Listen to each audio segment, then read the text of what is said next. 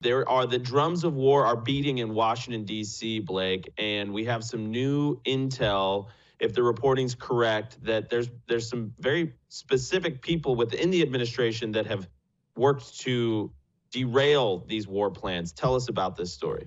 Yeah, Andrew. So this came out.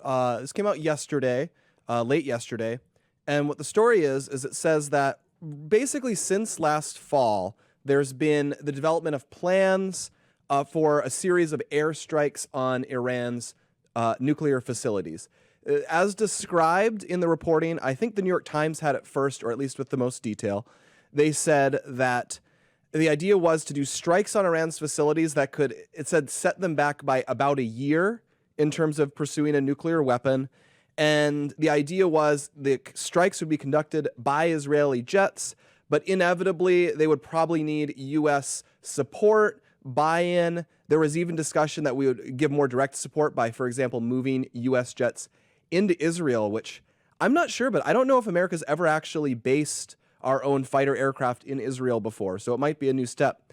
But anyway, there was this buildup. There was building more and more momentum, and then other figures in the administration pushed back, said we should not race towards war, we should focus on diplomacy, and they said that, first I'll read directly from the New York Times. Tulsi Gabbard, Director of National Intelligence, presented a new intelligence assessment that said the buildup of American weaponry in the Middle East could potentially spark a wider conflict with Iran that the United States did not want.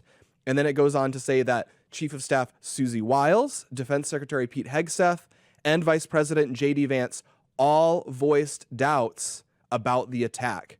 And so certainly for us, this feels like a great vindication. We were big supporters of J.D. Vance as vice president, and of course Trump's picks for Tulsi Gabbard, Pete Hegseth.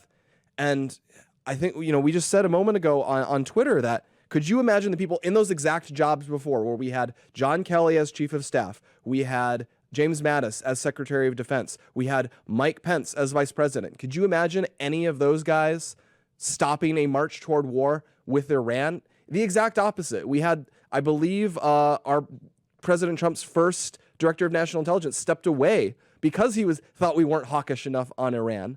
So we're really seeing the difference in the personalities, the difference in perspectives that we've brought to the second administration on this extremely important topic. For full shows, live and on demand, it's Salem News Channel.